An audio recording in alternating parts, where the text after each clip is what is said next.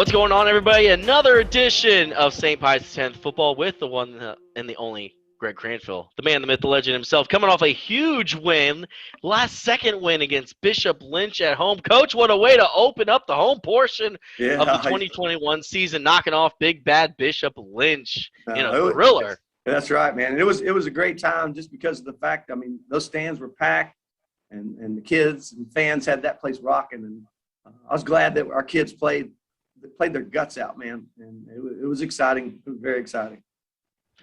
When you're in year two of this program, and I know there's always, in every place you've been, there's program defining wins. When you play a team like Bishop Lynch, and we all know about Bishop Lynch and the ESPNs and the past with them, do you take a little bit more into that just because of who they are and who you beat, and do you take any value into that? Well, absolutely. I think, one of our team goals every year is to win every game that we're supposed to, and then win one or two that we're not supposed to. And I think, according to what everybody says about the game, that Bishop Lynch game was one that we weren't supposed to. And I think that's the first time, since being at St. Pius, that we've actually stepped out on a Friday night and beat somebody that no one really thought that we were going to beat. It gives us a little confidence knowing that we can. And it's just a matter of doing all the things that we had to do and never giving up, man. You want to talk about a team that didn't give up. That's us on Friday night. And I was proud of not only just the players, but the ex-crew, the fans, the cheerleaders, the band. Nobody left that game because I think they know that this is a team of fighters and that anything could happen. And I think that's exactly what did happen. So. Yeah, and you mentioned, last week or the week before last, you all go up to Dallas Christian, kind of take one on the chin a little bit. Yes.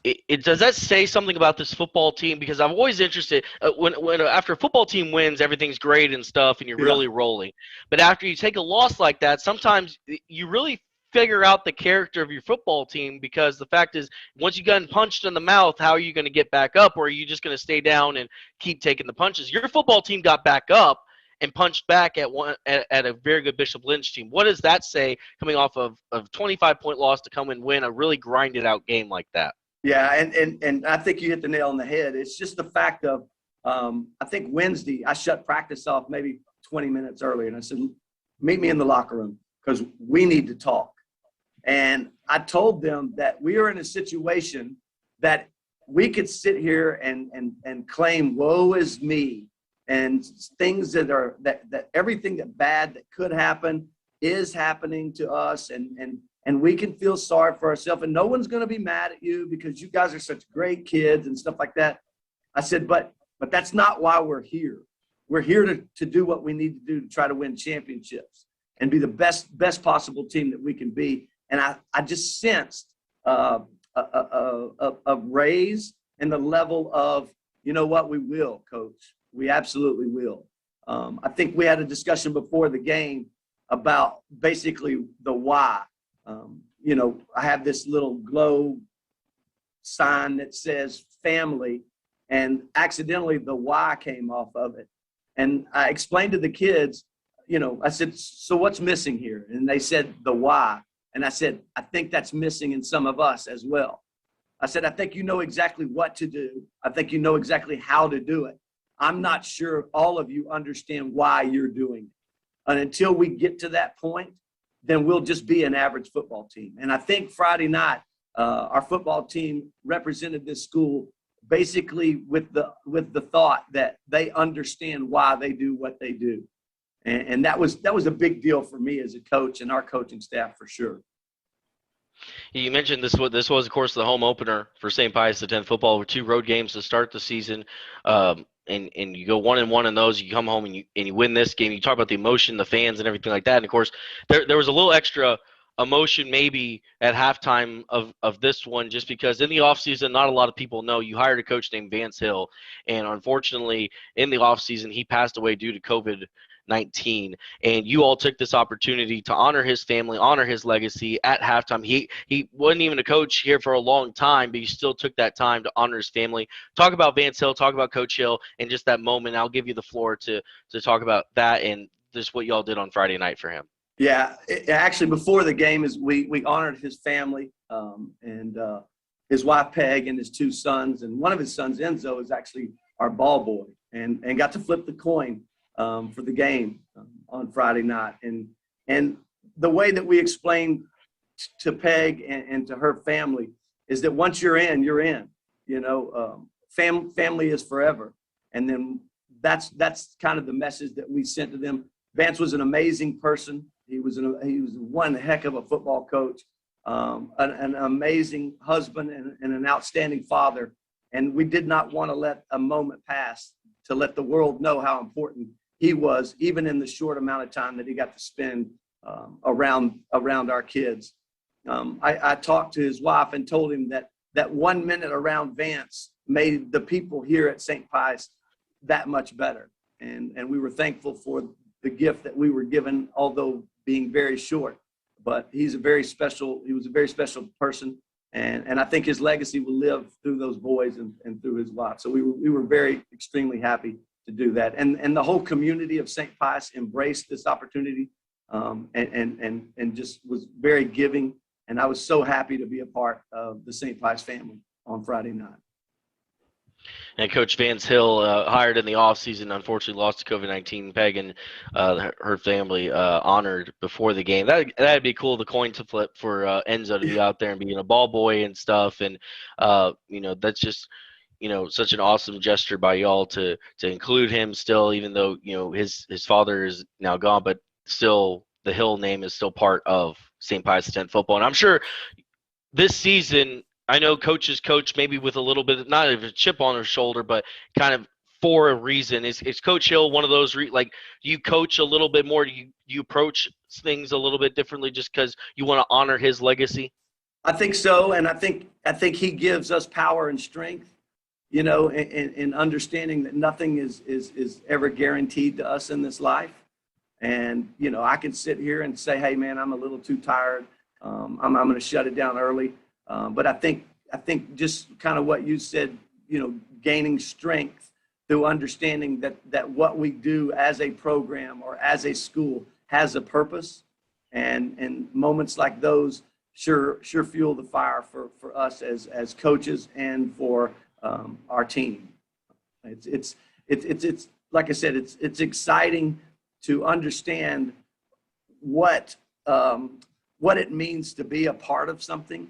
And I think that's the message that we try to share to everyone. And always sticking to the motto, family, forget about me, I love you. Great motto over there at St. Pius X. Painted on the side of the stadium, Coach. Come on, get the black paint out, get the orange paint out. We'll do it. Yes, just put it in the end zone. Forget St. Pius X, just put family. I like family it. in the end zone. I like it. I'll talk to Jeff Feller about it. I'll see if we can work it out. Getting back to the game a little bit, Bishop Lynch, big win for y'all. Raising Cane's Caniac Offensive Player of the Week. How about Burke Battenfield? 16 carries, 93 yards, and a touchdown. 5 receptions for 77 yards, over 100 yards of total offense. He also had, how about this? 8 solo tackles, 4 assists, and 1 sack. Goodness gracious. Yeah. Did he get like a special ice bath after this game or something? Yeah. He was all over the field. Yeah, I love it. His dad, who was amazing, texted me the next day and said, hey, Coach, I just wanted to say great win, and then I'm going to feed Burke exactly what he ate for breakfast Friday for every game. And I'm like, whatever you did, just keep doing it, I think what's crazy, here's Burke, okay? He was in the drive that we scored on. He was in the possession that we stopped them on on the fumble recovery. And just, it looked like somebody had dumped a bucket of water on him because he was sweating and working so hard. And then we had the kickoff in which Burke is on, and he said, Coach, can I get some? And I said, absolutely not. You can rest tomorrow, my friend. Get out there, And it's just a testament to Burke and all of his teammates that whatever they have to do, they're willing to do it. And I'm excited to be their coach. I'll give you another great example. Hayden Lawrence, who starts for us on defense, has started for us 2 years on defense. An amazing defensive player. We actually needed him to start this week on offense at tight end. And Coach, whatever you need me to do, I'm willing to do it, and that's why Hayden was elected captain, because I think his teammates not necessarily just hear what he has to say, but can watch and see what he does on Friday nights and Monday through Thursday for practice and preparation. So having a team full of guys that are way about the team and less about me, it pays off. And I think Burke is a great example of that. And that list is huge. And it's got to be fun on a Saturday morning to put his film on and just show not only his savviness on the offensive side of the ball, but then turning it around the defensive side of the ball and still on kickoffs. And you can use that as an example to guys of saying, hey, by the way, this is how it's done right here. Hey, and here's another fun fact. I hate saying that, but here's another fun fact. But we just moved Burke's position defensively because we felt like playing what we call our star would actually benefit us even more. So for him, playing Friday was like the first scrimmage because he had only had 4 days of practice with this new position and still goes out and plays his rear end off and does the things that he does out on the field. So pretty excited about the things that he did, as well as a couple of those other guys as well. Yeah, another guy to mention, Raising Cane's Caniac Defensive Player of the Week. Oh, surprise, surprise. Second time this year. Carson Hens, 6 solo tackles, 9 assists, 1 sack, 1 fumble recovery. So, Carson just doing his thing. And I know Bishop Lynch was driving there late in the game. They fumbled the ball. So was that Hens that jumped on that fumble, or was there another fumble in the game? Yeah, Carson, I'm not sure who. Carson Hens, I don't think I've ever heard of that guy. Never. That guy. No, so let me tell you a story about Carson Hens, okay? Carson Hens is a captain of our football team and just honestly a guy that I have the ability to lean on. He has such game savvy and understands the game well enough that in situations I can look at him man to man, eye to eye, and go, tell me what you think. Now, he's not always right, but guess what? Neither am I, So in those situations, Carson was one of the guys that we were kind of leaning on to say, what do you see, Carson? What do you think? And Carson actually, on the last play that the fumble happened, Carson blitzed. And I told them after the game, I'm not sure why the ball hit the ground. Maybe it was a bad handoff. Maybe it was something else. Or maybe he saw 11 running full speed right at him. Or maybe he saw someone that spooked him enough that his life was more important than holding on to that ball. And the ball hit the ground, and all of a sudden we had about 9 guys on the ground after that ball, and Carson came up with it. And it was just a testament to all the hard work that those guys had put in. And Carson was all over the field, man, all over the field, making plays. And remember, making plays doesn't always mean making tackles. But Carson's able to make plays and then make tackles on top of it. We're very, very excited about it. And you know what's crazy is he can get better. He'll tell you, he'll be the first to tell you that he can find things to even get better. And he's trying to do that every day. It's exciting to coach kids like Carson Hens. Yeah, and I can guarantee you it was that guy saw Carson Hens blowing down like a freight train coming at him. He's going, nope, here's the ball. Just take it. In our photo shoot, man, he's intense. Yeah. I mean, it's just like, it's just intensity. Carson Hens, second time this year, Defensive Player of the Week. Raising Cane's Caniac, Defensive Player of the Week. Your special teams player is Tanner Hansen. Does good, 25-yard field goal, 100% on the PATs. And then Scout Team Player of the Week, Nicholas Woods. Talk about those two guys, what they brought this week for the Panthers. Yeah, Tanner was a guy that was out a week ago because of sickness. And he had strep throat and came back. One of the hardest working kids on our team, wants to be great at what he does and perfect his craft. And he's another kid that it's fun to coach because he wants you to coach him. He wants you to tell him ways that he can get better. And that's exciting for us as a coaching staff. Goes out there and, like you said, goes 2 for 2 on PATs. And then boots a 20-plus yard field goal in a pretty important time. Not that there's not an important time, but you know what I mean. Pretty important time.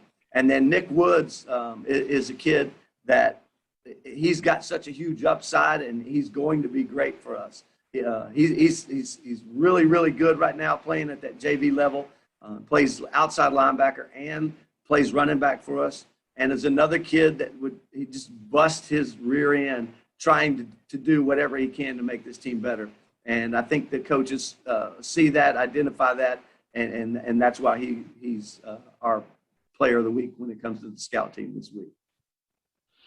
Well, the St. Pius X Panthers 2-1 on the season, coming off that big win against Bishop Lynch. You get the week off this week. I mean, I know it's not truly a week off, but yeah, there's still work. There's still work to be done. You don't have a game to get ready for. As you sit back this week, do you take time before district play starts, and do you really kind of evaluate things through the first 3 games? And if so, what have you liked that this football team has done, and what is something that you know this team's got to get better at as district play starts? These games start to count towards that ultimate goal of A, winning a district championship, and B, getting into the playoffs. Yeah, I think for me it all starts up front with our offensive line. Issa Baba, Michael Fight, Max Bright, Chase Stepp, Mirko Dawson, Alex Gutierrez, and then you throw in the tight ends, Hayden Lawrence, and Evan Neff, and also Logan Tanner. You know, those guys up front have been the difference for us.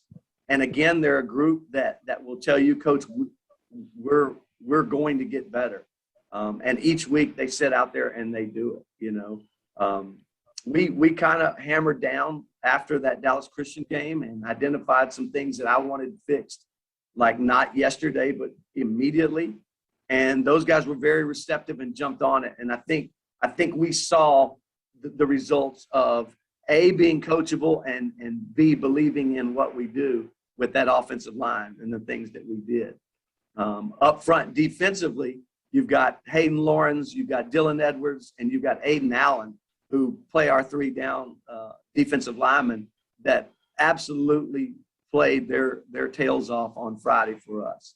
I think when it comes back down to things that we want to get better at, it's just one word. It's consistency. We can't go 4 plays in a row doing everything right and then have 2 plays where we come off task or off schedule. It goes back to understanding why you do what you do. It's not out of matter of convenience, and it's not the road less traveled or the easiest path. Sometimes it's going to hurt to do what we ask you to do, but heck, we give you $600 worth of football pads, so use them, you know.